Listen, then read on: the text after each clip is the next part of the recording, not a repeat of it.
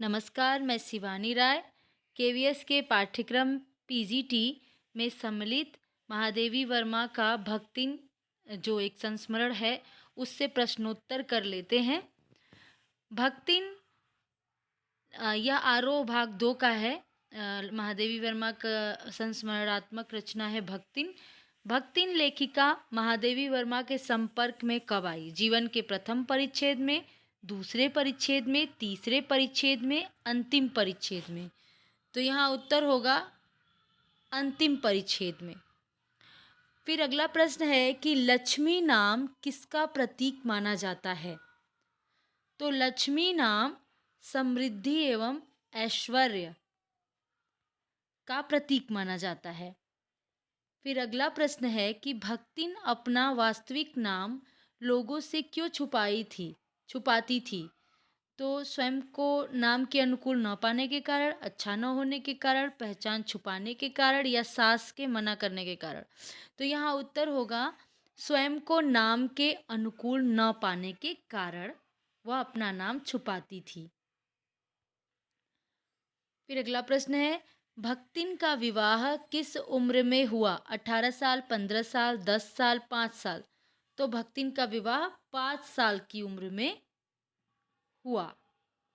फिर अगला प्रश्न है खोटे सिक्कों की टकसाल किसे कहा गया? लेखिका को, भक्तिन को, भक्तिन की सास को या विमाता को?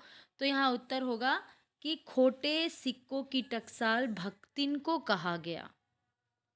फिर अगला प्रश्न है भक्तिन के जीवन के दूसरे परिच्छेद में ऐसा क्या हुआ कि उसकी उपेक्षा शुरू हो गई?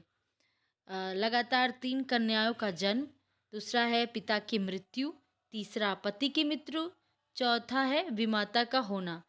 तो भक्तिन के जीवन के दूसरे परिच्छेद में लगातार 3 कन्याओं का जन्म होने के कारण भक्तिन का उपेक्षा शुरू हो गया। यह सही होगा, लगातार 3 कन्याओं का जन्म। फिर अगला प्रश्न है पाठ भक्तिन हिंदी की कौन सी विधा है? तो पाठ भक्तिन संस्मरण विधा है। अगला प्रश्न है सेवा धर्म में भक्तिन की किससे स्पर्धा थी? तो सेवा धर्म में भक्तिन की हनुमान से स्पर्धा थी। फिर प्रश्न है भक्तिन का वास्तविक नाम क्या था? तो भक्तिन का वास्तविक नाम लक्ष्मी था।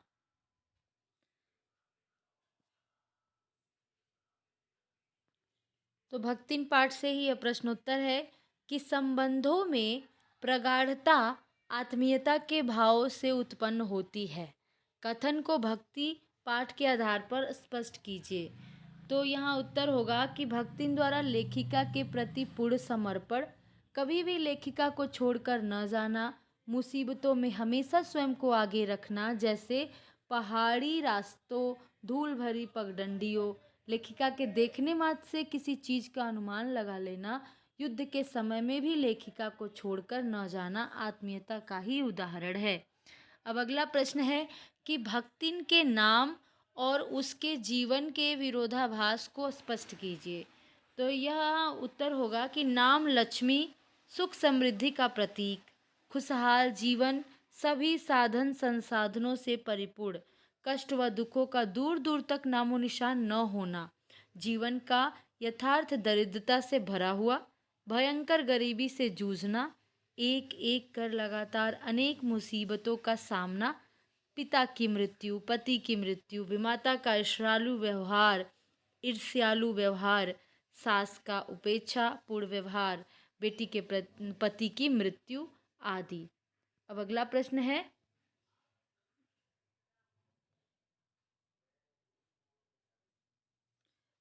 भक्तिन की विमाता ने पिता की बीमारी का समाचार देर से क्यों भेजा? उत्तर होगा पिता का भक्तिन के प्रति अगाध प्रेम था। विमाता के हृदय की ईर्ष्या और द्वेष तथा संपत्ति की सुरक्षा के कारण उसने पिता को नहीं बताया, विमाता ने। अगला प्रश्न है भक्तिन के पैरों में पंख लगना और गांव की सीमा में पहुंचकर झड़ जाना, पंक्ति का आशय स्पष्ट कीजिए।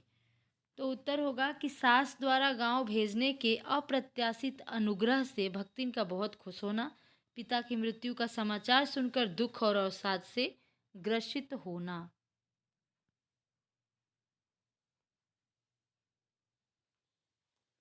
प्रश्न बन सकता है कि महादेवी वर्मा का जन्म कब और कहाँ हुआ। तो महादेवी वर्मा का जन्म 1907 ईस्वी में फर्रुखाबाद उत्तर प्रदेश में हुआ। प्रश्न यह बन सकता है कि यामा जो काव्य संग्रह है उस पे कौन सा पुरस्कार मिला। तो यामा काव्य संग्रह के लिए 1983 ईस्वी में ज्ञानपीठ पुरस्कार मिला। प्रश्न यह भी बन सकता है कि उत्तर प्रदेश हिंदी संस्थान का भारत भारती पुरस्कार किसको दिया गया था।